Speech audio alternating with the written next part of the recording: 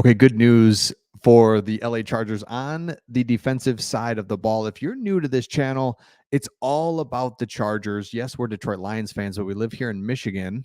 And so we're big Michigan fans, and we're following Jim Harbaugh out to the Chargers and just really excited to see how he turns them around because he just everywhere he goes, he turns you around. He makes you more physical and more disciplined, like the essence of football. He does it.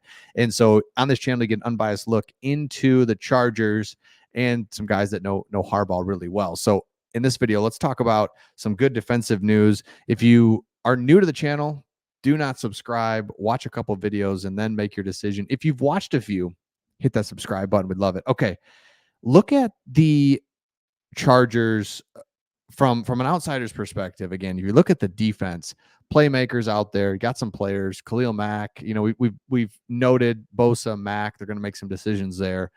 But the defense isn't terrible for as terrible as they played, like personnel wise. But the one area that you just got to be better is like secondary.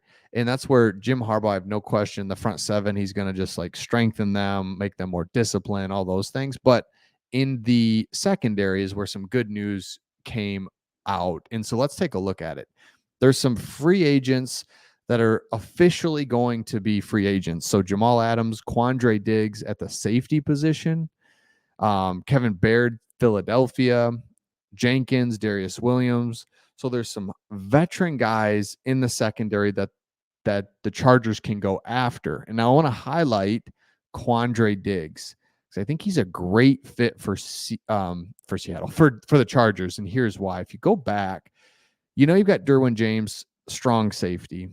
Diggs is like a strong safety, free safety. I don't know.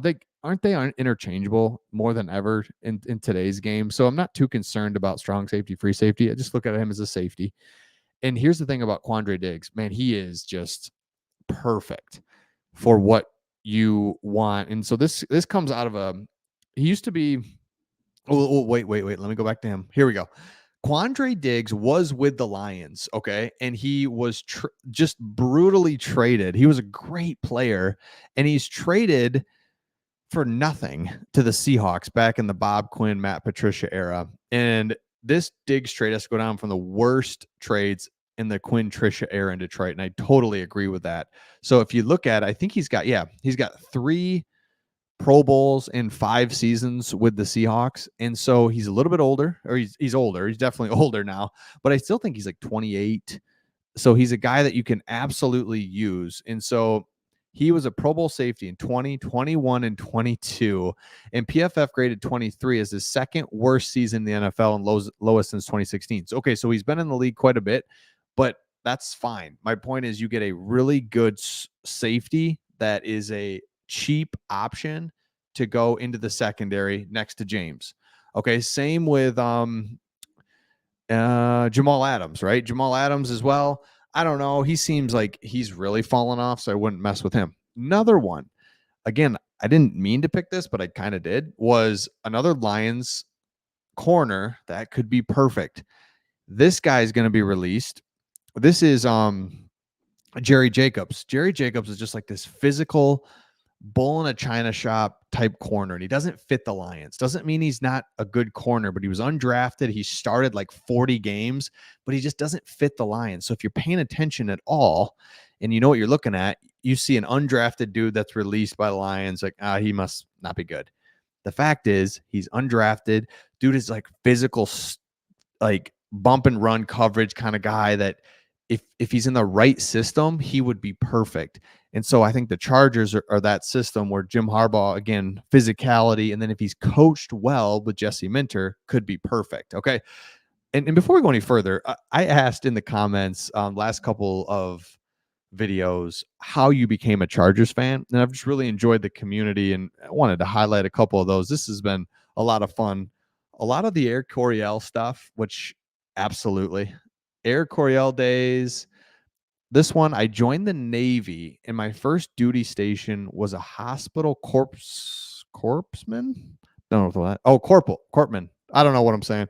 I was stationed in San Diego in 1981. I worked in the cancer clinic. A retired patient had season tickets, gave me a few, and I was hooked on the Dan Fouts long bombs.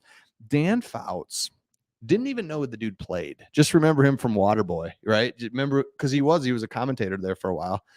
Dude was the truth, though. Dan Fouts, I love it. This guy talks about how basically he's like he was done with the Chargers when they moved to San Diego, thinking they can't get anything right. Next thing you know, they hire Harbaugh, and he says, "So this channel, we have something in common. Harbaugh got us both to be Chargers fans. Love it." Allworth fan. I was born in New York. Now I live in Boston. I became a Chargers fan back in '79. I fell in love with the Air Coryell system. There it is. These dudes, they were unbelievable. I had no idea. I mean, I saw a documentary. I think there's like a 30 for 30 on Air Coryell. It's like, oh, let's go. The 94-95 Chargers versus the Steelers AFC Championship game. They won me after that. Absolutely. Been a Chargers fan ever since I was born. Grew up Padres Chargers fan, continue to be the fan. Yes, Chargers fan with heartbreak. Yep. Oh, I love it. Just like you and Craig, I followed Jim Harbaugh over to the West Coast. Always been a Michigan fan. Love it. So you see it, comments go and go. So check out those old videos, like of videos last couple of days. People just talking all about how they become Chargers fans, and it's really cool. So yeah, and you got a lot of Michigan fans coming over because there's no hard feelings. It's like, dude, love ya. You took the Michigan like dormant program, Brady Hoke, just brutal.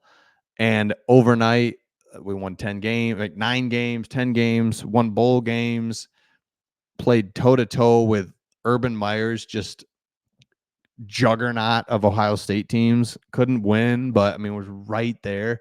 And then finally broke through. And, the rest is history of the last 3 weeks. So, in this video, the big point going back to this video is there's defensive players that fit Jim Harbaugh because Jim Harbaugh is going to teach you to be physical. He's going to teach you to be disciplined.